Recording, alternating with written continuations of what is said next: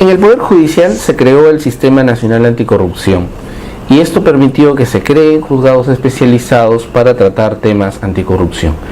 El Poder Judicial, digamos, está un paso más adelante que el Ministerio Público, al menos en Lambayeque, porque varios casos, como por ejemplo el de limpios de la corrupción, pasaron a depender ya de estos juzgados especializados, lo que no se ha visto en el Ministerio Público. El caso limpios de la corrupción, que se inició en junio del 2014, ya va a tener 5 años, sigue en la tercera Fiscalía Provincial Penal, existiendo ya fiscalías especializadas anticorrupción, y el caso Temerarios del Crimen se inicia en la FECOR cuando, según incluso el mismo presidente de la Corte de Lambayeque, este caso debería de estar en Fiscalía Anticorrupción. ¿Por qué estas situaciones? ¿Se puede corregir en el tiempo? ¿Se va a mantener así? Usted, como coordinador del Ministerio Público, si bien es cierto no tiene injerencia en los casos puntuales, sí es el representante de la institución y me imagino tiene un análisis al respecto. Bueno, el Ministerio Público ha dado una respuesta y sigue dando una respuesta positiva a la comunidad lambayecana. El caso que usted me menciona, el caso de lo limpio de la corrupción, efectivamente está a cargo de un grupo de fiscales ad hoc que hasta la fecha continúa conociéndolo y que ha logrado 29 sentencias condenatorias de los principales funcionarios de la gestión del señor Roberto Torre González, y que eso debe, por el contrario, publicitarse en los medios de comunicación. Y de la misma manera la siguiente gestión, última, el chiclayano, el lambayecano debe saber que el fiscal tiene los casos y está logrando sentencias condenatorias. La crítica al tiempo, porque son 4 años, ¿se trata de un solo delito? No, estamos hablando de delitos complejos, estamos hablando de lavado de activos y delitos contra la administración pública. ¿Por qué no se dio el caso, por qué no se pasó el caso a las fiscalías anticorrupción? La respuesta es que a esa fecha no existían las fiscalías anticorrupción. Entonces, los fiscales ya conocían este caso, lo han seguido conociendo, lo ven hasta ahora, y no sería correcto que a estas alturas el caso sea visto por los fiscales anticorrupción cuando ya existe un grupo ad hoc que viene llevando el caso, salvo que las circunstancias permitan establecer que ya está terminando, se está culminando y se tomaría la decisión en su momento oportuno. La investigación en el caso Limpios concluyó en octubre del año pasado. El fiscal Sergio Lucio Zapata emitió una disposición señalando que la investigación preliminar concluía noviembre, diciembre, enero, febrero, y hasta el momento no hay acusación por los delitos de lavado de activos y asociación ilícita para delinquir, que son los delitos madres por los que el señor Torres y otras personas más fueron a prisión preventiva. Tampoco se sabe si es que ya se tienen los peritajes.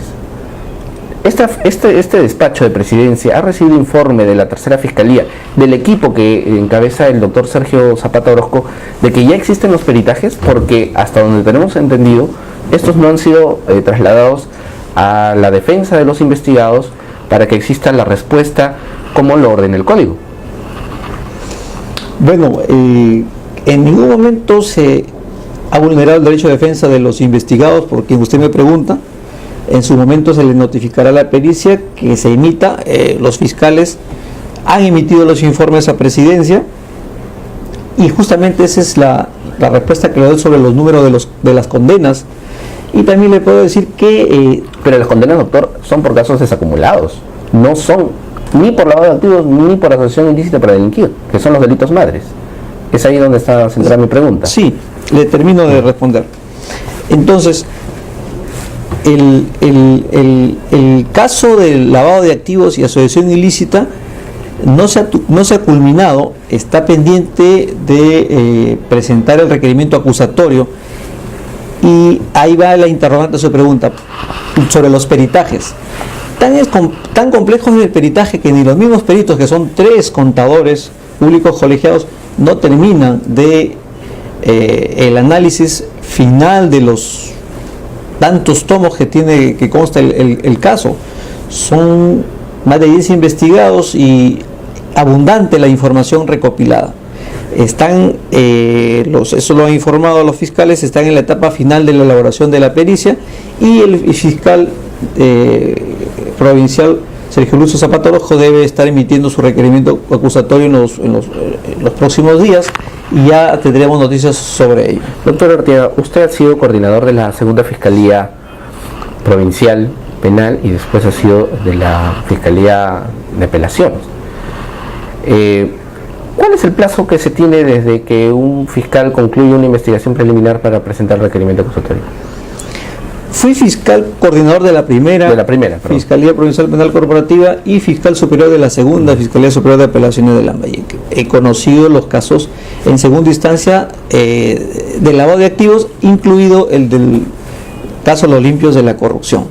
Le respondía que el caso no es un caso de violencia familiar, un caso de lesiones leves, un caso de omisión de licencia familiar, implica pues que a los 15 días se emita un requerimiento acusatorio una vez concluida la investigación. Pero en este caso, le repito, es una investigación compleja, y los abogados tienen a su disposición la carpeta, tienen al órgano jurisdiccional para que tutele, en este caso, las garantías que estime pertinentes, y están trabajando en ello los fiscales en la última parte, en este caso antes de llegar a la etapa intermedia del requerimiento acusatorio. Para terminar con el caso Limpios de la corrupción, los mismos proveídos y disposiciones del fiscal Sergio Lucio Zapata, incluso cuando se programó una audiencia de control de plazos a solicitud de la defensa de los investigados del caso Limpios de la corrupción, señaló de manera determinante que los peritos tenían 120 días para elaborar sus pericias. Lo que se ha descubierto en el tiempo es que los peritos fueron contratados para 2 fases de investigación pericial, cuando estas 2 fases, en documentos del órgano jurisdiccional que tiene cargo el caso, que inicialmente fue el 4º juzgado de investigación preparatoria,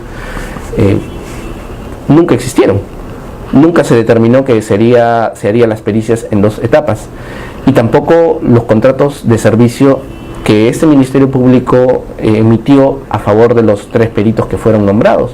Incluso el juez Leonardo Carrillo, que es el que tiene ahora el control de este caso, falló en contra de establecer una prórroga sobre la prórroga de los plazos, porque sabía que los tiempos se habían agotado.